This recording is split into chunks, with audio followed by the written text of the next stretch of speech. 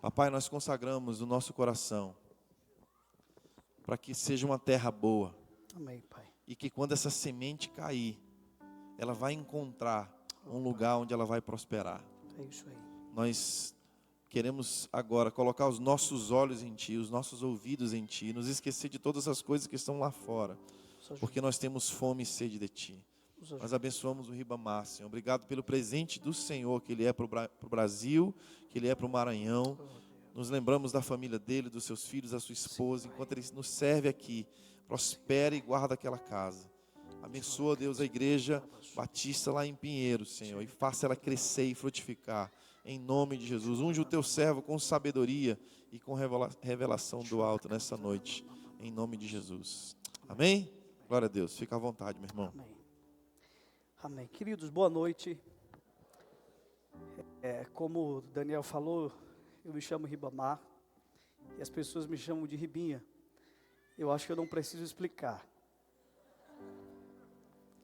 Então eu vou pular essa parte. E realmente é uma grande alegria para mim estar aqui. Já faz algum tempo que eu entendi uma coisa. E aí de forma intencional eu me cerquei de homens de Deus. Daniel, Camila, Ricardo e tantos outros aqui. Eu me cerquei. E para onde eu olho, eu vejo alguém que está no caminho.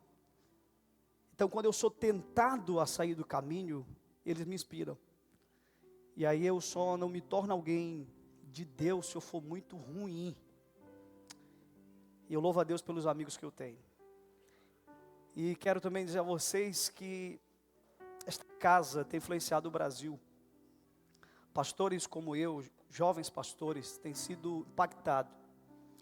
Eu quero dizer aqui assim que eu já admirava muito o pastor Leandro. Admirava. Por quê? Porque a gente admira uma pessoa pelos seus resultados.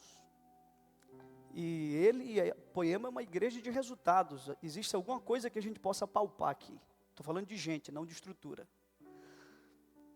Mas só que esses dias aqui eu passei a admirar esse cara. Na verdade, o que era admiração se transformou agora em respeito. Porque a gente admira uma pessoa pelos resultados, mas a gente respeita pela vida. E olha o que Deus falou comigo ontem, no almoço. Meu Deus. Eu acho que se o Daniel dissesse assim para mim, olha pastor, pode ir embora. Beleza, Daniel, já cumpri, já vim aqui, já recebi o que eu tinha que receber. E foi demais, Deus ministrou muito ao meu coração. Amém? Então vamos lá. Eu quero que você pegue a sua Bíblia em João capítulo 4. E essa é uma palavra que eu quero compartilhar contigo, que já faz, eu acho que uns 3 meses que eu carrego essa palavra. E Deus disse assim para mim, todo lugar que você for, pela primeira vez, compartilhe essa palavra. Então essa é uma palavra que, talvez até o final do ano, eu não sei até quando, mas de 3 meses para cá, quando eu vou em um lugar, pela primeira vez, se eu tiver uma oportunidade de falar, essa é a palavra que eu vou falar. Se eu tiver 2, falar outras coisas. E a grande verdade é que eu digo a mesma coisa. Vocês vão perceber nas 2 ministrações aqui minhas que eu digo sempre a mesma coisa. De maneiras diferentes, em textos diferentes, mas eu vou sempre apontar para uma coisa, que é a mensagem da minha vida. E Deus falou assim comigo, você precisa discernir quando uma palavra que eu te dou é para uma geografia, e quando a palavra que eu te dou é para uma estação, para um tempo. Tem palavras que um homem de Deus recebe que é para uma geografia. Tenho certeza que nesses anos de ministério, algumas palavras que Deus deu ao pastor Leandro, ele só pregou aqui, e não pregou em outro lugar. Mas tem palavras que Deus entrega ao homem que é para uma estação, que é para um tempo. E essa palavra aqui, Deus me disse que ela é para um tempo, para uma estação. Eu sou um homem que eu carrego comigo algumas sementes. E eu logo percebi que o solo que eu estou é extremamente compatível com as sementes que eu carrego. Então eu te convido a pegar a sua Bíblia comigo em João capítulo 4 e vamos ler esse texto. Texto clássico. Durante as conversas aqui na mesa, o pastor Leandro citou essa história umas 3 vezes. João capítulo 4, a partir do verso 1, diz assim: quando, pois, o Senhor veio a saber que os fariseus tinham ouvido dizer que ele, Jesus, fazia e batizava mais discípulos que João, se bem que Jesus mesmo não batizava, e sim os seus discípulos, deixou a Judeia e retirando-se outra vez para a Galiléia, e era-lhe necessário atravessar a província de Samaria. Chegou, pois, a uma cidade samaritana chamada Sicar, perto das terras que Jacó dera a seu filho José. E estava ali a fonte de Jacó, e cansado da viagem, assentara-se Jesus junto à fonte por volta da hora sexta. Nisto, veio uma mulher samaritana tirar água, e disse-lhe Jesus: dá-me de beber. Pois seus discípulos tinham ido à cidade para comprar alimentos. Então lhe disse a mulher samaritana: como sendo tu judeu, pedes de beber a mim, que eu sou mulher samaritana? Porque os judeus não se dão com os samaritanos. Replicou-lhe Jesus: se conheceras o dom de Deus, e quem é o que te pede dar-me de beber, tu lhe pedirias, e ele te daria água viva. Respondeu-lhe ela: Senhor, tu não tens com que atirar, e o poço é fundo. Onde, pois, tens a vida eterna? És tu, porventura, maior do que Jacó, o nosso pai, que nos deu o poço, do qual ele mesmo bebeu, e bem assim seus filhos e seu gado? Afirmou-lhe Jesus: quem beber dessa água tornará a ter sede. Aquele, porém, que beber da água que eu lhe der, nunca mais terá sede. Pelo contrário, a água que eu lhe der será nele uma fonte a jorrar para a vida eterna. Disse-lhe a mulher: Senhor, dá-me dessa água para que eu não mais tenha sede, e nem precise vir aqui buscá-la. Disse-lhe Jesus: vai, chama o teu marido e vem cá. Ao que ele respondeu à mulher: eu não tenho marido. Replicou-lhe Jesus: bem disseste, não tenho marido, porque 5 maridos já tiveste, e esse que agora tens não é teu marido. Isto disseste com verdade. Pule para o verso 39. Muitos samaritanos daquela cidade creram nele, em virtude do testemunho da mulher que anunciara: ele me disse tudo quanto tenho feito. Olhe para cá, por favor. Quem está operando o som ainda agora, o retorno estava melhor. Estava melhor, agora há pouco. Existe um princípio básico de interpretação, que ele vale não só para as escrituras, vale para todo o texto. Todas as vezes que você quiser entender um texto, observe as palavras e as expressões que se repetem. E no texto que eu li, 5 vezes vai aparecer a palavra cidade. Escute, 5 vezes no texto que eu li, em todo o seu contexto, vai aparecer a palavra cidade. Por quê? Porque é uma ênfase na cidade. Agora, perceba um detalhe. Isso me leva a entender que Jesus estava com uma pessoa, mas ele estava pensando em uma cidade. Você me entendeu? Jesus estava investindo em uma pessoa, mas ele estava pensando em uma cidade. Existe uma pessoa sentada na sua cadeira nesse exato momento. E tudo o que Deus está fazendo é investido nessa pessoa. Mas ele está pensando em uma cidade. Ele está investindo em você, mas ele está pensando em uma cidade. Eu lembro quando eu comecei a pensar sistematicamente sobre isso. Um dia, organizamos uma conferência na nossa igreja e levamos um homem de Deus respeitado no Brasil. E ele ministrou, e foi um tempo preciosíssimo. E no final da conferência, um jovem da nossa igreja me chamou no canto e disse assim: pastor, vem cá. Pastor, o senhor está bem? Eu disse: estou. Ele disse: mas não parece. Eu disse: não, meu filho, eu estou bem. E ele disse: mas estranho, alguma coisa no senhor me disse que o senhor não está bem. Eu disse: não, meu filho, deixa eu te falar, é só impressão tua, porque eu estou bem, meu casamento está bem, minha saúde está bem, minhas finanças estão bem, o ministério está bem, está tudo bem, é impressão tua. Ele: tá bom, pastor, desculpa, mas tá, eu perguntei, se o senhor precisar, eu tenho um ombro aqui para o senhor. Eu digo, tá bom, muito obrigado. Eu lembro que voltando para casa depois desse culto, eu fiquei extremamente pensativo no que ele tinha me perguntado. E aí minha esposa percebeu e me pergunta, meu filho, o que você está assim? O que aconteceu? Eu disse, não, é que o Philison me fez uma pergunta após o culto. E ela disse, qual foi a pergunta? Ele perguntou para mim se eu estou triste. E ela disse, o que você respondeu? Eu disse que não. Então, por que você está assim? Eu disse, pois é isso que eu não entendo. Eu não entendo. E aí eu lembro que ela serviu a janta e eu perdi a vontade de comer. E olha, um dos indícios que Deus está falando comigo é quando eu perco a vontade de comer. Porque eu preciso comer, porque eu estou em fase de crescimento. É uma necessidade que eu tenho. E eu perdi a vontade total de comer ali. E mais, na hora de dormir, eu cheguei para minha esposa e disse assim, minha filha, você combina comigo de hoje eu não dormir contigo? A gente tem uma salinha lá em casa, que é um quartinho de oração.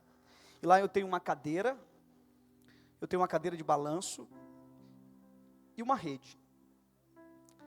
E aí quando eu quero estudar, eu vou para a cadeira. Quando eu quero orar, eu vou para a cadeira de balanço. Quando eu quero descansar, eu vou para a rede.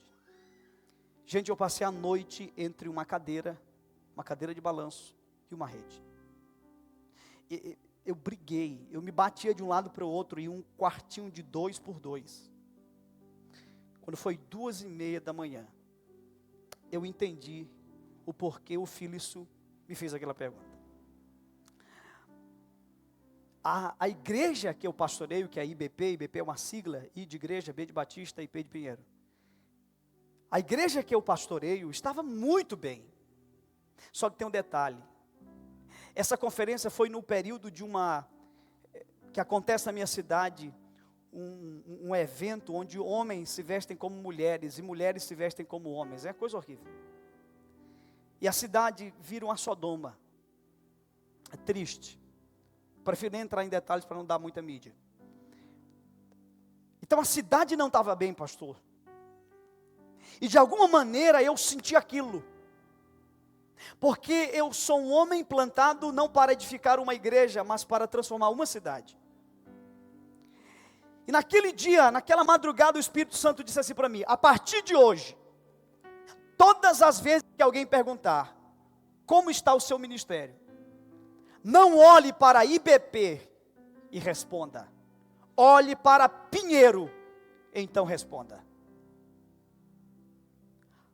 Partindo desse entendimento, eu pergunto a você, como está o seu ministério?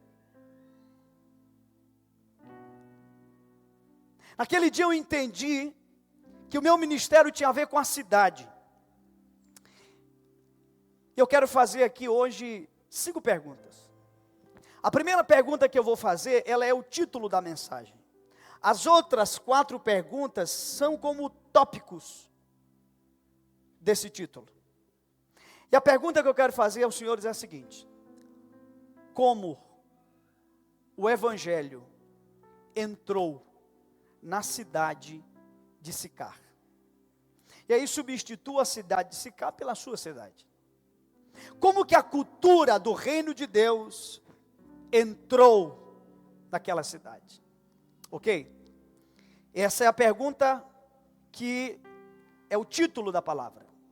Mas aí eu tenho uma outra pergunta, que ela é o primeiro ponto da palavra.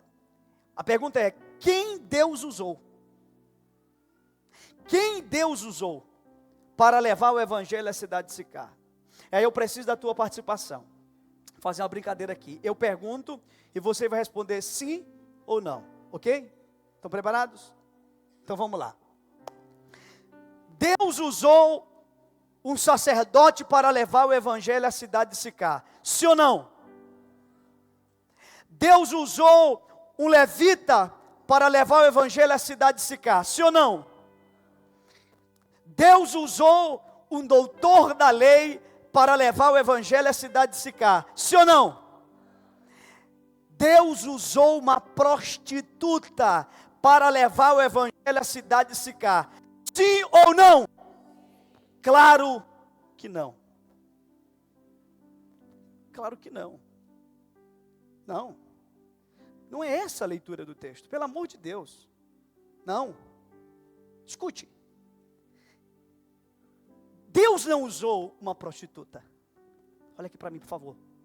Deus usou alguém com sede. Com o mínimo de discernimento você vai perceber que o diálogo de Jesus com essa mulher não era sobre água. E a sede que está falando com ela não é sede de água. Alguém me entende aqui nessa noite? Então a leitura é: Jesus estava procurando alguém com sede. E aí a pergunta que eu me fiz foi a seguinte: por que Jesus, quando quis mudar uma cidade, não foi para um templo e foi para um poço? Porque ele poderia ter ido a um templo, mas ele foi a um poço. Por quê? Porque se ele tivesse ido em um templo, ele teria encontrado aqueles que sabiam. Mas quando ele vai para um poço, ele encontraria aqueles que desejavam, aqueles que tinham sede. E foi o que ele achou com essa mulher. Então o que é o poço? O poço é um lugar onde os sedentos se encontram. Você sabe o que é a Poema? Você sabe o que é a Abapai? É um poço, gente. Aqui é um lugar onde os sedentos se encontram. Eu estou numa fase do meu ministério que eu estou procurando meus líderes no poço e não no templo. Tem algum líder aqui entre nós? Vai aí essa dica para ti. Sugestão. Procure a próxima geração no poço. Porque aqueles que vão revolucionar, aqueles que estão revolucionando, não são aqueles que sabem, não são aqueles que podem, são aqueles que querem. O reino de Deus não é movido por aqueles que podem. O reino de Deus não é movido por aqueles que sabem. O reino de Deus é movido por aqueles que querem. Pelo amor de Deus, observe o que Deus está fazendo. E você vai perceber gente simples fazendo coisas extraordinárias. Porque o princípio de Deus é: se alguém quiser, alguém é um pronome indefinido. Cara, alguém cabe eu, lá da Baixada, de Pinheiro. Alguém cabe você. Alguém é um pronome indefinido. Se alguém quiser, você quer? Não, você quer de verdade. Porque diz para mim o quanto você quer, e eu vou dizer para você o quanto Deus vai te usar. É isso aí mesmo. Eu estou na fase do meu ministério. Eu tenho dito o seguinte na igreja: não me diga o quanto tu sabes, até que eu veja o quanto tu desejas. Há 2 semanas atrás, um casal se mudou para a cidade de Pinheiro. Eles são evangélicos e frequentaram o nosso culto. Chamaram um líder nosso de rede e disse assim: olha, nós vamos nos congregar aqui, e somos de tal igreja, a gente era de tal igreja, e a gente já fez isso, fez aquilo, papapá, a gente tem seminário e tal. E aí o líder disse assim: cara, eu vou te dar um conselho. Tu está pensando em conversar com o pastor Ribinho sobre isso? Ele disse: não, vou conversar com ele amanhã no gabinete. Cara, eu vou te dar uma dica. Cara, não diz nada para ele do que tu sabe.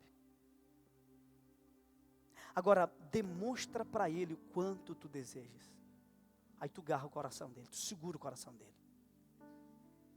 Queridos, essa é a fase que eu vivo hoje. Porque eu tenho visto muita gente que sabe, não fazendo absolutamente nada. Mas eu estou vendo gente que deseja tanto, e está fazendo coisas extraordinárias no reino de Deus.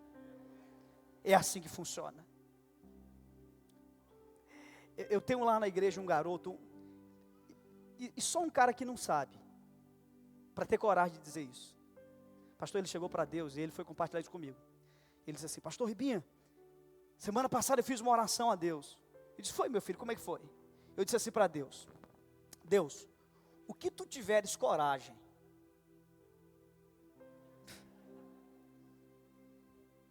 você entendeu? O que tu tiveres coragem. Eu não consigo imaginar ninguém que sabe orando assim.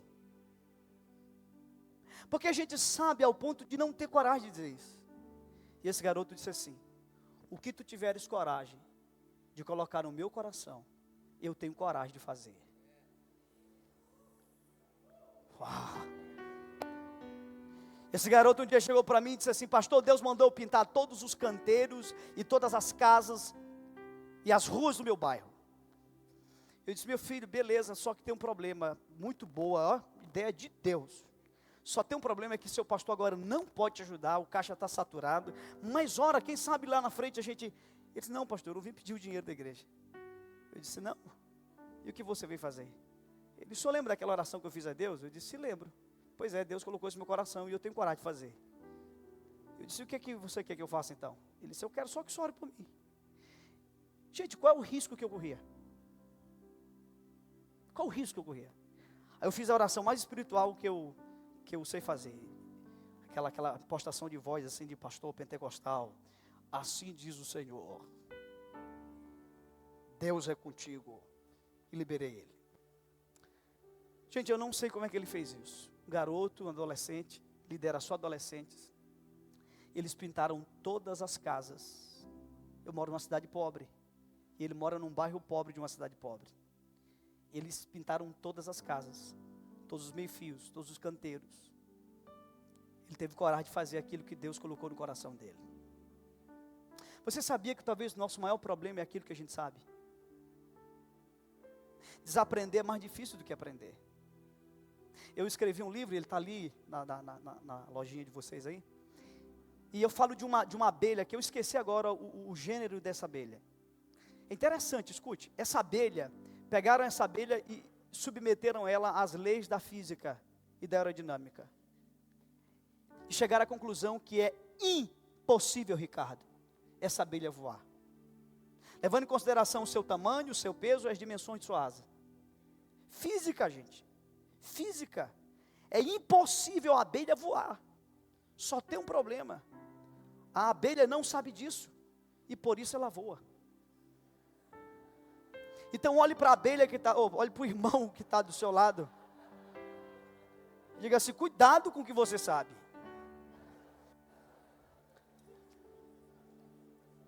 Talvez o que a gente sabe tem sido o que mais tem nos atrapalhado. Então não diz para mim o que você sabe. Demonstre para mim o quanto você deseja. Você topa nesses dias aqui você demonstrar para Deus o que você deseja? Demonstre para Ele o quanto você quer, o quanto você deseja. O melhor conceito de oração que eu já li até hoje, Santo Agostinho. Ele dizia: oração é quando a sede de Deus se encontra com a sede do homem. Isso é oração. O que passar disso é uma reza. O que fugir disso é a reza. Oração é quando a sede de Deus se encontra com a sede do homem. Querido, a tua habilidade e a minha habilidade impressiona os homens. Mas só tem uma coisa que impressiona o nosso Deus: a nossa sede. A pergunta é: a quem nós queremos impressionar? A quem nós temos impressionado? Deus nunca vai ficar impressionado com a minha e com a sua habilidade. Agora, o que impressiona Deus, o que cativa a Deus, é a nossa sede. Olha, eu fui muito tocado nessa convocação do Maranhão. Foi tudo muito bom, o apóstolo Luiz Hermínio ministrando, o Daniel, foi tremendo. Sendo honesto com vocês, o momento que Deus mais falou comigo foi quando eu vi um pastor de 53 anos de idade, um homem respeitadíssimo no Maranhão. Quando ele se joga no chão, quando ele levanta o rosto dele estava banhado de lágrimas. Naquela hora o Espírito de Deus falou comigo e disse assim: ele ganhou experiência nesses anos, mas ele não perdeu as lágrimas. Gente, eu sou apenas um garoto, mas um garoto que começou cedo. Desde os meus 16 anos de idade eu coloquei uma mochila na costa e viajo por aí pregando o Evangelho. Eu já encontrei muitos homens experientes que perderam as lágrimas. Eles não têm mais lágrimas. E Deus está procurando homens de lágrimas. Faz muitos anos que eu não participo de um culto, que eu não vejo uma lágrima. Eu não me lembro a última vez que eu vi um culto que não tinha lágrima. Porque o Espírito Santo está chamando homens de lágrima. Não é o quanto você faz, é o quanto você se derrama. É o quanto você se entrega. Essa sede faz toda a diferença. Porque um homem, quando ele está com sede, ele percebe o que ninguém percebe. Outro dia um jovem chegou para mim e disse assim: pastor, Deus falou comigo. Eu disse: foi, meu filho, como é que foi? Ele disse: eu estava assistindo Kung Fu Panda.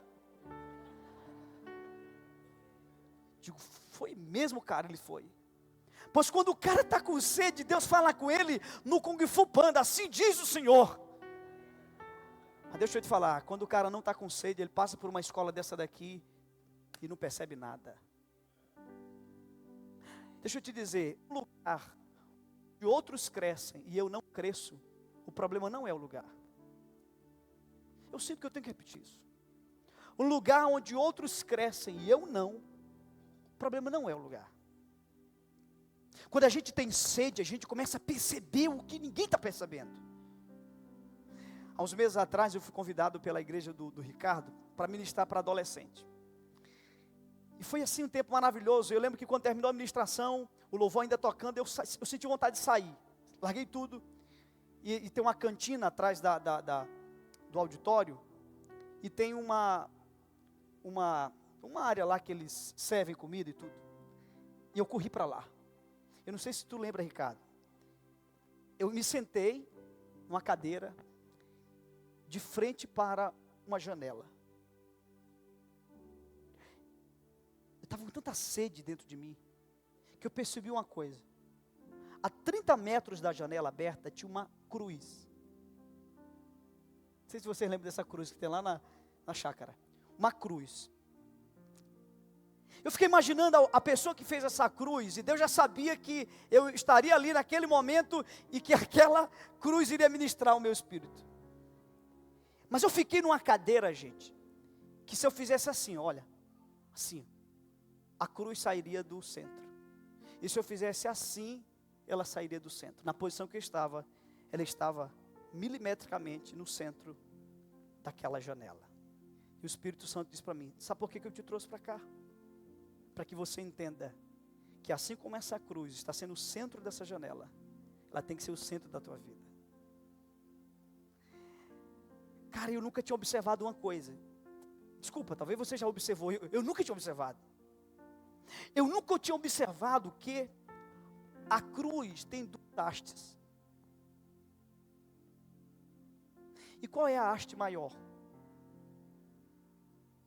É a horizontal ou a vertical? Porque o teu relacionamento com Deus, o teu sacerdócio, é mais importante do que o teu ministério.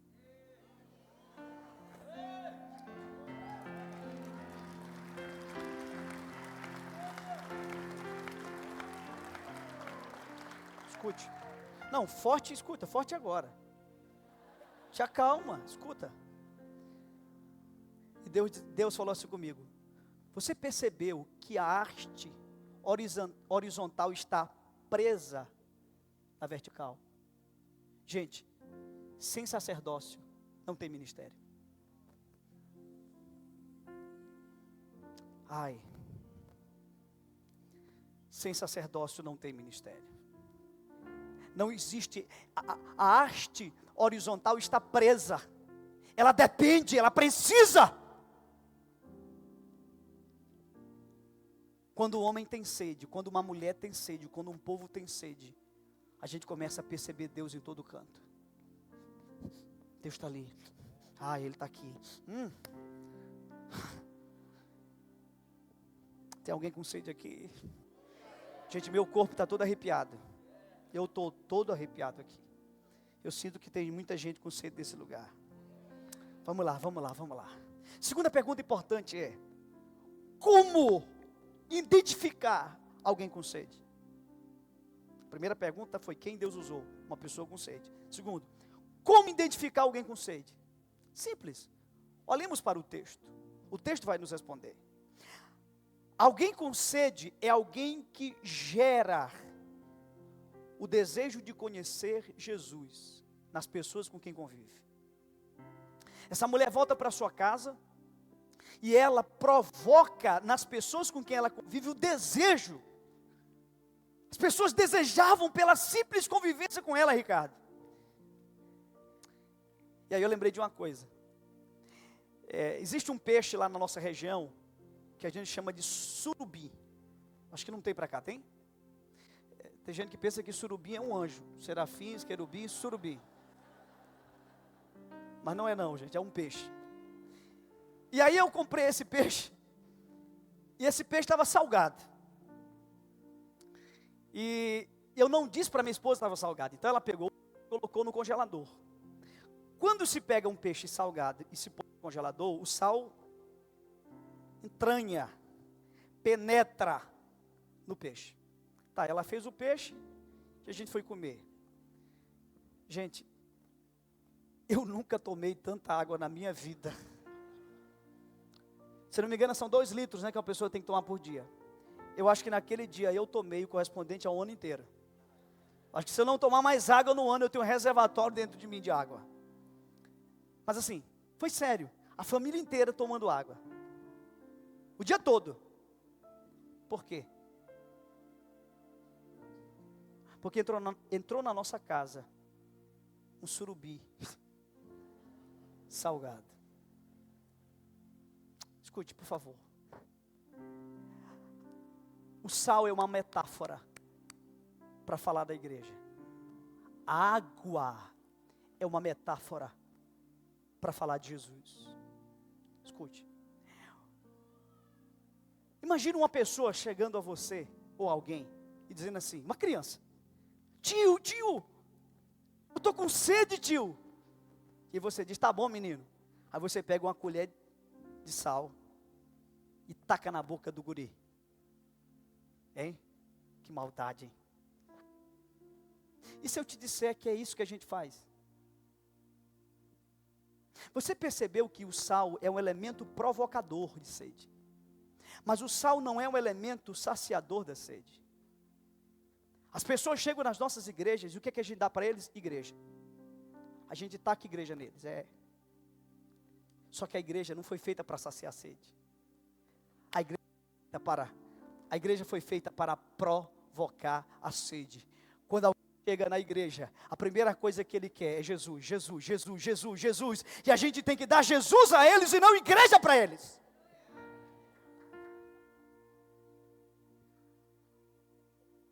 Em 2012, eu fiz um questionamento que revolucionou a nossa igreja. Eu chamei minha liderança e disse assim, gente, de quem nós estamos aproximando? Os novos convertidos dessa casa. Chegamos à conclusão naquele ano que nós estávamos aproximando mais da igreja do que do Pai. Porque a Bíblia da religião lê assim: e disse Jesus, eu sou o caminho, a verdade e a vida, e ninguém vem ao céu se não for por mim. Mas a Bíblia do reino diz assim, ninguém vem ao Pai. Jesus não veio nos levar a um lugar. Jesus veio nos levar a um relacionamento. E aí a gente dá a igreja para as pessoas que chegam à igreja. E a mesma coisa de tacar sal na boca de um menino sedento.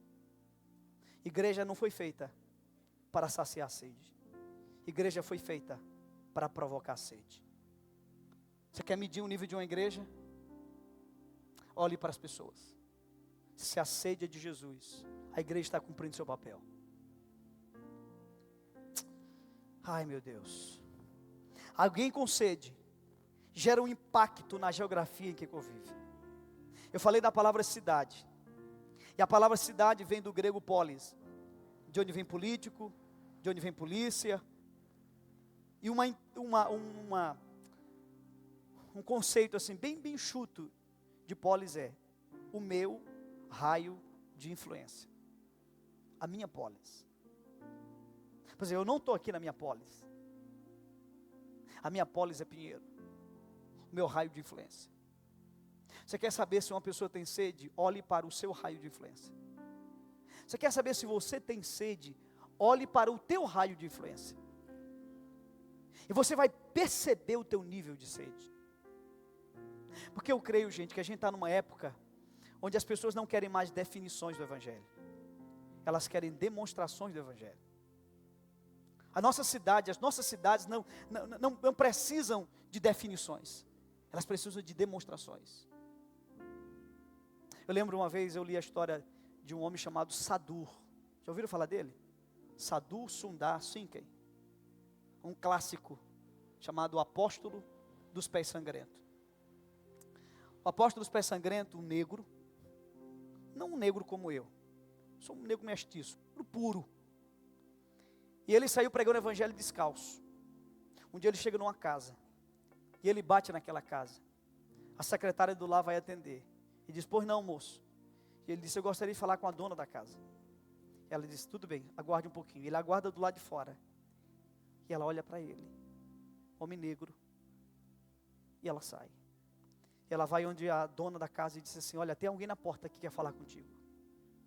E ela diz, quem é? A secretária do lado disse assim, eu não sei quem é. Eu nunca vi esse homem.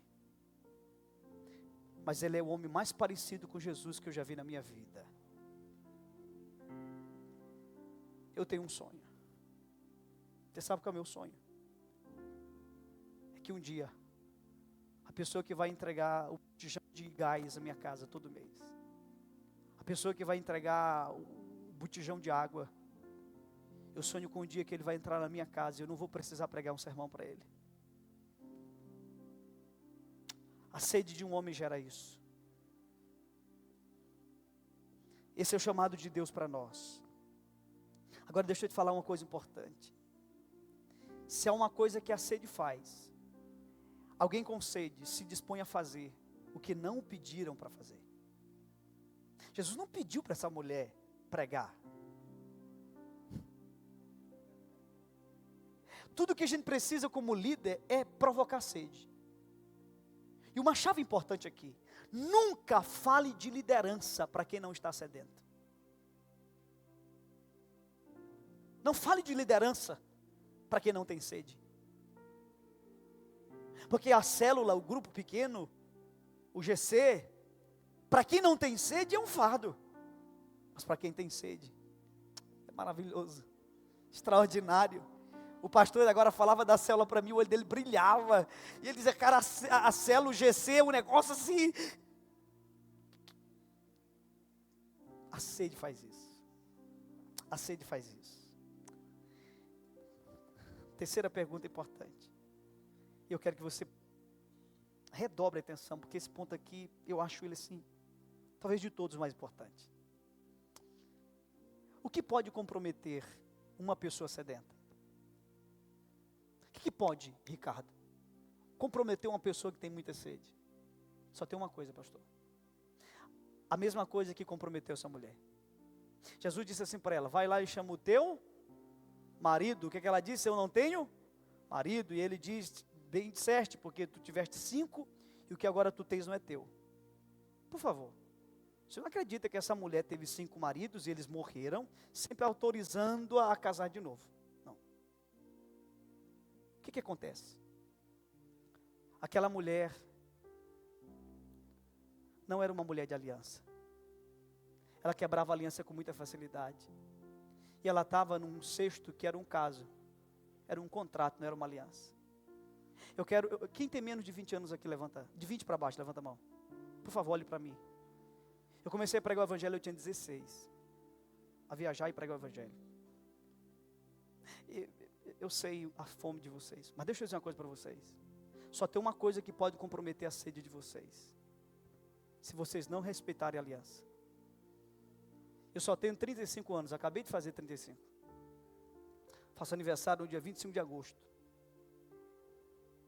25 de agosto. Você pode tomar nota aí. Importante essa informação. O ano passa tão rápido. Eu acabei de fazer 35 anos. Vivi pouco. Mas o mínimo suficiente para encontrar esse pouco tempo de vida. Eu já encontrei muitos homens sedentos que não respeitavam a aliança. E eles não chegaram muito longe. Interessante que esse ano eu encontro um cara que quando eu tinha 15 anos, 15, ele era assim, talvez uma das maiores promessas do Maranhão.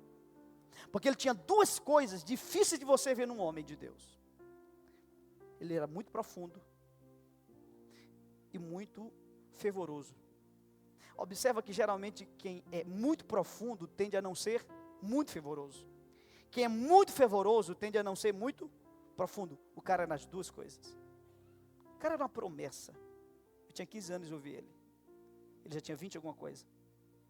Encontrei ele há uns meses atrás. 40 e lá vai cacetada. Pastoreando uma igreja, 30 pessoas. Não, mas não é a cifra que eu quero chamar a tua atenção. Não é isso. Ele nunca se encontrou, mas tem muita sede. E aí ele conversando comigo, me contando a história dele, ele já passou por 5 alianças ministerial. E ele estava numa sexta. Mas cá entre nós, a maneira como ele conversou comigo me disse que essa sexta também não é a dele. Isso te lembra alguém? Eu quero dizer para essa garotada, tenha sede, mas tenha aliança. Eu posso te falar, eu posso te dizer isso, cara. Eu posso te falar. Cara, eu tenho sede. Eu tenho muita sede. Tenho sede.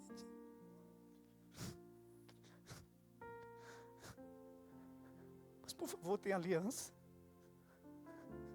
Aliança é importante demais. O pastor dele me fez chorar. O pastor do Ricardo. Porque o pastor Nonato é um homem. Eu soube de uma história, acho que foi até o Ricardo que me contou. Um dia um amigo dele, amigo, pastor, estava passando pela cidade, ligou para ele e disse: Nonato, eu estou aí na tua cidade, cara. Sim, cara, que maravilha. Sim, eu queria uma oportunidade para me pregar na igreja e tal. E o pastor Nonato é na bucha, ele disse assim: meu amigo, só tem um problema. É que o púlpito da igreja não é um lugar dos meus amigos, é um lugar dos amigos de Deus. Na boca do estômago, na jugular. Nos últimos 2 anos, está aí Ricardo. Eu tive nos 2 congressos de jovens, de adolescente, congresso de líder, os 2 congressos de homens, e até um congresso de mulheres. Eu disse: olha, põe uma saia, ninguém desconfia. Está repreendido. Mas ele disse assim para mim: meu filho, olhou dentro dos meus olhos, meu filho, sabe por que nos últimos anos eu te entreguei o púlpito dessa igreja? Depois de mim, dos pastores daqui, tu foi o cara que mais pregou aqui nos últimos anos. Ele me fez chorar. Porque meu Deus, eu tenho um carinho por isso muito grande. E ele disse assim: sabe por que eu te entreguei esse púlpito? Não é porque você pastoreia uma igreja em crescimento. É por 2 coisas.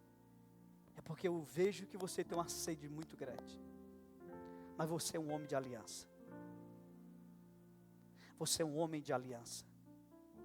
Pelo amor de Deus, não confunda aliança com contrato.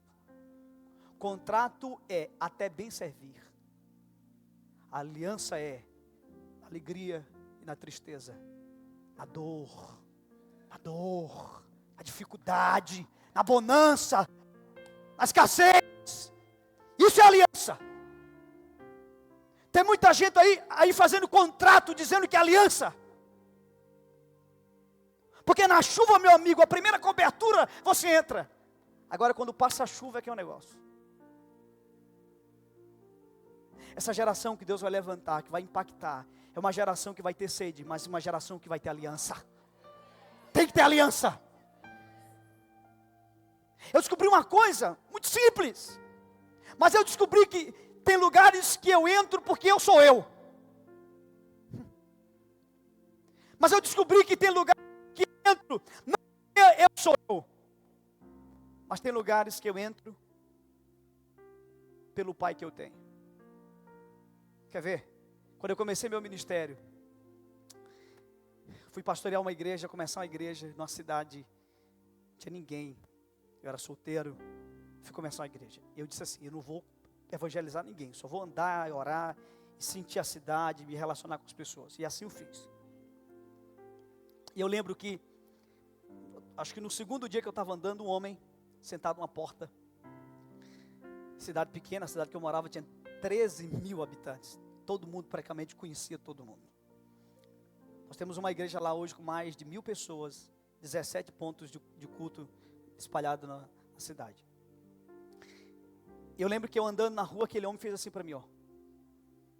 Eu disse, ele, sim, você. Eu fui lá. Quando eu cheguei perto dele, ele disse, meu filho, me diz uma coisa. Tu tens algum parentesco com os Bragas? Eu disse, tenho. Ele disse, tu és filho de quem? Eu disse, eu sou filho de Zé Braga, José Braga. Aí ele fez assim, meu filho, tu não me diz que tu é filho de Jojó. Eu nem sabia que meu pai era chamado de Jojó. E ele disse, tinha uma pessoa do lado, ele disse, o que foi que eu te falei, rapaz? Ele disse, meu filho, quando eu vi tu andando, eu botei a mão na cabeça e disse, meu Deus, esse garoto anda igualzinho o pai dele. O seu Jojó, que foi meu maior amigo, será que esse rapaz é... E ele disse, meu filho, você quer tomar uma água? Eu disse, não, obrigado. Você quer tomar um refrigerante? Eu disse, não, obrigado. Você quer tomar um café? Aí café já é... Na praia joga abaixo demais. Amém, tá bom, café. E aí entra o café em outro, tal, vai chegando o horário do almoço e disse, amigo, olha, prazer lhe conhecer, vou dizer para meu pai que eu lhe vi e tal. E ele disse, não, meu filho, você vai almoçar aqui em casa? Eu digo, não, moço, pelo amor de Deus. Não, fica para a próxima. Ele disse, não, meu filho, é uma galinha caipira. A mulher faz a galinha caipira para o rapaz. Eu disse, tá bom, então eu fico, diga ao povo que eu fico. Galinha caipira, meu irmão, se você nunca comeu, é demais. E aí eu fiquei, mas assim, eu achando assim, poxa, eu sou o cara, né? Eu cheguei na cidade faz 3 dias e Deus já levantou um cara aqui para me ajudar. E no final da conversa ele disse assim, meu filho, tudo que você precisar. E ele disse assim, dizem que eu sou um homem rico. Não dizem, o cara é riquíssimo, fazendeiro e tal. Dizem que eu sou rico. Eu quero te dizer, meu filho, que tudo que eu tiver aqui é seu. Eu digo, uau, que demais. Eu sou um cara iluminado mesmo. Aí quando eu fui saindo, ele disse, meu filho, olhe para cá. Agora não é por você não, porque eu nem te conheço. É por causa de Jojó. Aquele dia eu descobri que tem lugares que a gente entra pelos pais que a gente tem. Um dia eu vi na internet que ia ter, em Curitiba, um encontro com o evangelista Reinhard Bonk, para 100 pastores. Ele já veio muitas vezes no Brasil, mas até aquele momento nunca tinha vindo com essa proposta, para ministrar para 100 homens. Meu Deus, eu desejei aquilo, eu queria aquilo. Mas fiz tudo o que o site pedia, fiz a inscrição, tá? Não fui aprovado. Um dia conversando com o pastor Joaquim, que é meu pastor, pai do Fred, pai do Rodrigo. E aí ele percebeu e disse, meu filho, tu está meio triste, você nem é assim. Disse, não, pastor, foi um negócio aí que aconteceu, mas deixa para lá. Não, fala aí, meu filho, o que foi? Não, é porque vai ter o congresso lá com o evangelista Reinhard Bonk, eu queria tanto ir. Mas não deu, nós ficava próximo aí. Meu filho, você quer ir mesmo? Disse, pastor, eu queria. Tá bom. Gente, eu saí de lá. 10 minutos depois alguém me liga. É o pastor José Ribamar Braga Júnior que está falando? Eu disse, eles me chamam de Ribinha. Ela disse, eu sou a secretária do evangelista Reinhard Bonk. Eu quero te dizer que a tua inscrição foi efetuada. Você foi selecionado para participar de um retiro com 100 pastores e ouvir o evangelista Reinhard Bonk. Olhe para mim, gente. Eu tenho 1,5 metro. Mas ó, besta, eu não sou, cara. Tu acha que eu entrei lá porque eu sou eu? Eu entrei lá pelo pai que eu tenho. Assim como a honra aos nossos pais abre portas, a desonra fecha portas. Respeite a aliança, cara. E você vai longe. E daqui a alguns anos a gente se acha por aí. Você sabe por que Mefibosete entrou na mesa do rei? Porque ele era Mefibosete? Por que ele entrou? Pelo pai que ele tinha. Pelo pai que ele tinha, cara. Não porque ele era Mefibosete. Honre. Tem aliança. E a aliança não é por preferência. E nem por identificação. Aliança é por propósito. Eu quero ser honesto contigo. Nesses anos eu já encontrei pessoas que eu me identifico mais do que meu pastor. Mas eu não ando com ele por identificação. Eu ando com ele por propósito. Tem a sede e tem a aliança. E eu vou encerrar aqui. Aqui eu encerro. A última pergunta. Onde todo o processo começou? Eu gosto desse ponto. Eu tinha dito que o outro era o que eu mais gostava, mas não é não, é esse aqui. Esse aqui é o que eu mais gosto. Depois desse é o outro. Mas esse aqui é top. Eu gosto dele. Jesus queria mudar uma cidade. E onde todo o processo começa. Olha aqui para mim.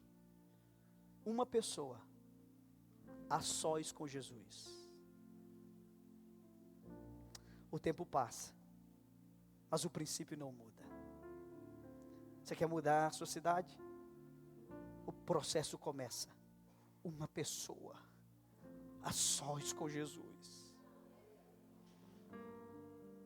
Alguns anos atrás, estava pregando na igreja de um amigo chamado Heber Trigueiro. Eu estou lá no quarto do hotel. Deus disse assim para mim, minha esposa estava no banheiro. Deus disse assim, eu quero falar contigo. Ele disse, então fala, Senhor, eu quero te ouvir. Ele disse, mas eu não quero falar contigo aí. Eu quero falar contigo debaixo dessa cama. Cara, eu entrei debaixo da cama. Tu tá rindo, é? A cama era box. Ei, escute aqui. O difícil não foi entrar. O difícil foi sair. Eu entrei debaixo da cama, pastor, e fiquei lá. E minha esposa sai do banheiro. Disse, meu filho, cadê você? Eu disse, eu estou aqui. Aqui aonde? Aqui na cama. Morto de vergonha. Mas eu fiquei lá. E Deus me lembrou de uma coisa. Eu me converti com 15 anos, meu pai era espírita. Eu sou de família muito pobre. Você sabe o que é casa de taipa? Você sabe? Minha casa era de taipa. A gente tinha um quarto. O quarto era de todo mundo. E ele não tinha porta. Então eu nem podia, entra no teu quarto e fecha a tua porta. Eu sempre disse, Jesus, mas eu não tenho porta. Como que eu faço? Ele disse, você não tem porta, mas eu tenho um jeitinho para você. Olha para essa cama. Eu olhei para a cama. Aí veio aquela ideia. Comecei, gente. Durante muitos anos da minha vida, eu entrava debaixo da cama. Eu li minha Bíblia toda debaixo de uma cama. Eu lembro que era escuro. Eu trabalhava na feira, eu vendia melancia. Eu comprei uma lanterna. E eu ficava lendo a minha Bíblia com a lanterna, debaixo da cama. E quando Deus me mandou para debaixo daquela cama, Ele estava dizendo assim, meu filho, quando ninguém sabia teu nome e teu sobrenome, eu te achei debaixo de uma cama. Ele disse, meu filho, não existe ninguém no mundo que deseja que você avance mais do que eu. Deixa eu te dizer uma coisa, nunca saia daqui. Porque esse lugar te protege. Um dia, eu estou pregando em Cuba, uma nação comunista, um retiro, um treinamento para pastores do mundo inteiro. E eu estou lá ministrando, um grupo como esse aqui. De repente, todo mundo some da minha vista. E eu sou reportado da minha infância. Eu não sei quanto tempo foi aquela experiência, não sei se foram segundos, não sei. Eu fui reportado da minha infância. Eu me vi lendo a Bíblia debaixo da cama. E o Espírito Santo me disse, o que eu te ensinei em secreto, é o que você tem autorização para liberar em público.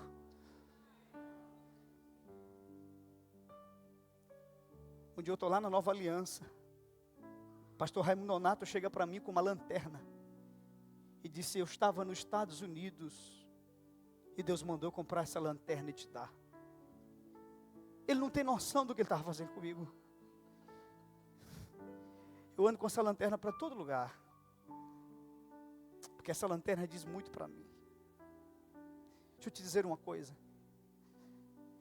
Deus está preparando em secreto uma geração que Ele vai usar em público. Tem gente que ninguém sabe o nome e o sobrenome, mas está debaixo da cama nesse exato momento. E Deus está revelando segredos, porque segredos só podem ser contados na intimidade. Ninguém nunca vai contar um segredo no meio de uma multidão. Segredos sempre são contados assim. Vem cá, e você tira a pessoa e você leva ele para um lugar de intimidade. Ali você revela segredos. Deus tem segredos em seu coração. Canções que ninguém nunca cantou. Livros que ninguém nunca escreveu. Revelações que ninguém nunca falou. Então a direção de Deus é: vá para debaixo da cama.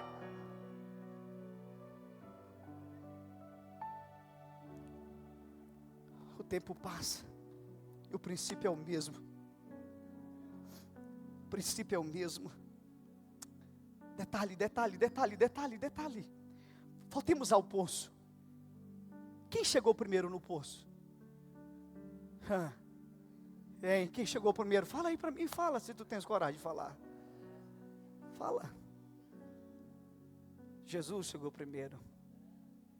E cara, você está procurando os sedentos, mas vá para o poço primeiro. Porque só um sedento consegue identificar outro sedento.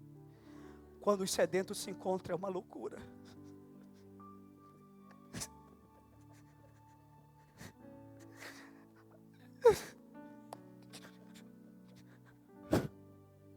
Só um sedento consegue identificar outro sedento. Você está procurando os sedentos, mas você não está no poço. Vá para o poço. Vá para o poço. Se encontram. Meu Deus, tempo. Horas viram segundos.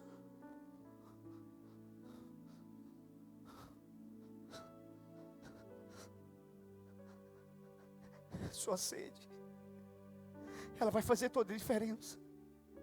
Não é o quanto você sabe sobre Deus. Até porque, deixa eu te mostrar uma coisa. João 4,25, vai lá. João 4,25, deixa eu te mostrar algo aqui. Não é o que a gente sabe a respeito dele. Olha aqui, João 4,25. Diz assim, olha o que a mulher vai dizer. Eu sei. Respondeu a mulher, que há de vir o Messias chamado Cristo. Gente do céu, a mulher conhecia a história do Messias, mas ela não conhecia o Messias da história. Ela conhecia a história do Messias, mas ela não conhecia o Messias da história.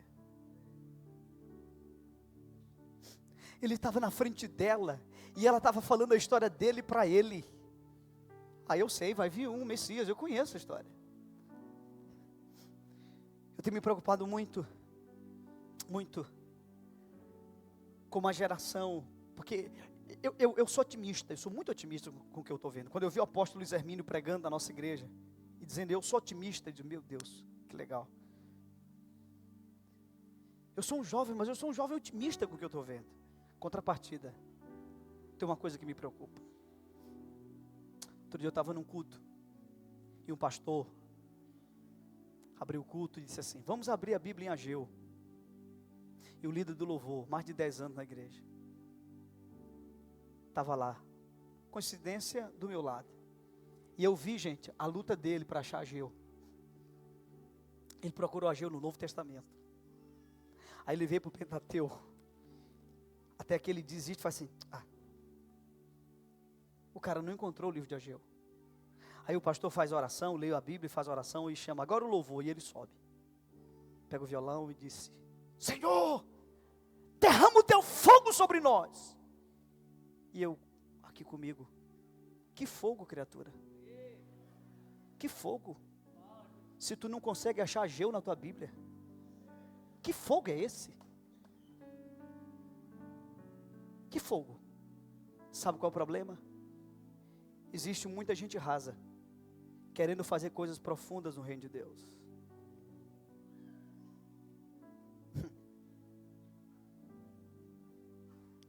muita gente rasa, querendo fazer coisas profundas no reino de Deus.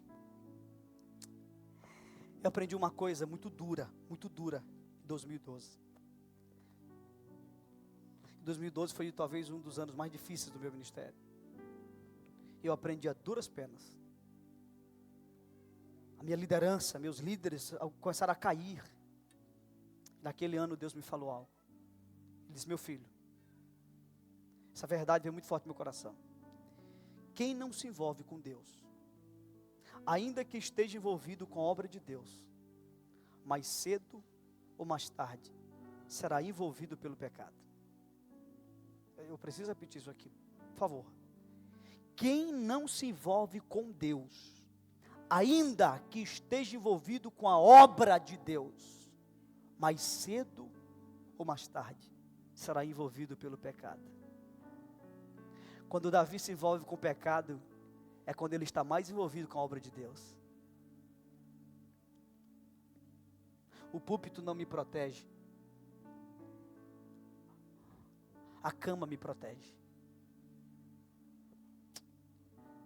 Você sabe qual é o maior desafio da oração? O maior desafio da oração não é orar até que Deus possa me ouvir. Não. O maior desafio da oração é orar até que eu possa ouvi-lo. Estranho, né?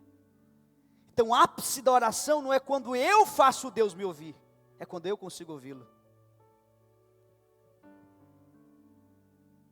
Então eu não tenho que falar alto para Deus me escutar, porque o centro, o ápice da oração não é quando eu faço Ele me ouvir, é quando eu consigo ouvi-lo. Eu tenho que orar até que eu possa ouvi-lo. Por favor, eu finalizo essa palavra, chamo o louvor aqui à frente. Tem 2 caras na Bíblia que eu gosto deles, me identifico muito. Um é Davi e o outro é Zaqueu. Ah, você está sem senso de humor hoje. 2 caras que eu gosto deles, Davi e Zaqueu. A lei da identificação. Mas olha aqui, eu quero falar isso para ti sobre Zaqueu. Eu vou orar contigo agora. Mas vamos lá, escute isso. Zaqueu vive 2 momentos na vida dele, importantíssimos. Olha aqui para mim. Primeiro momento da vida de Zaqueu é quando Zaqueu sobe numa árvore.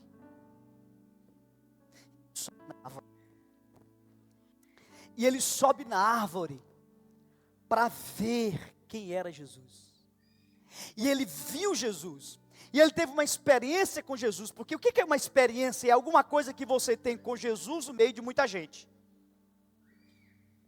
Você está comigo aqui ou não? Tá?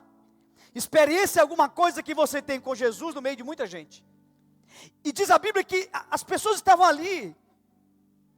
E ele sobe e ele vê. Mas eu quero te dizer que o momento mais importante da vida de Zaqueu não é quando ele sobe. É quando ele desce. Porque ele sobe para ver quem é Jesus. Mas ele desce para conhecer quem é Jesus. E aí quando ele desce para levar Jesus para a casa dele. E aí morra de inveja você e eu. Ninguém sabe o que aconteceu.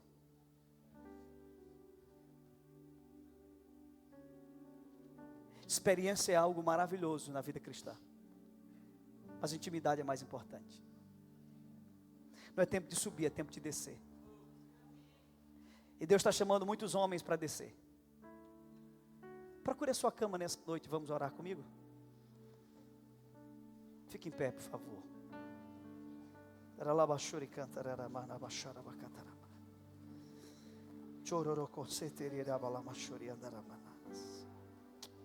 Meu Deus, meu Deus. Ai.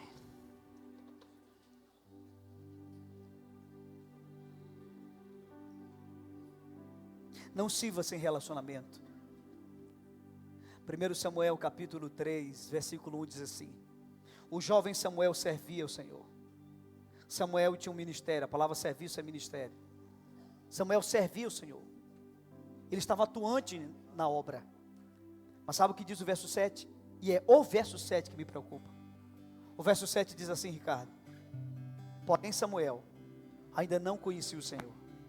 Como assim? Ele tinha um ministério e ele não conhecia o Senhor?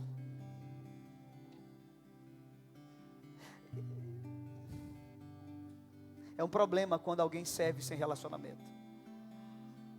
E tem gente servindo sem relacionamento. Esse lugar é um poço. Eu quero te dizer que Jesus já está lá. É um lugar onde os sedentos se acham. Eu quero que você nessa noite expresse a sua sede. Expresse o quanto você deseja. Vamos orar. Se você quiser vir aqui à frente, fique à vontade.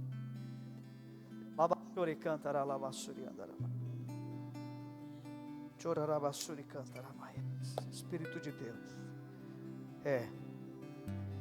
Vem, Senhor, vem. Vem. Faz toda a tua vontade. Toda. Que ninguém te atrapalhe aqui, Senhor. Faz toda a tua vontade. Toca, Senhor.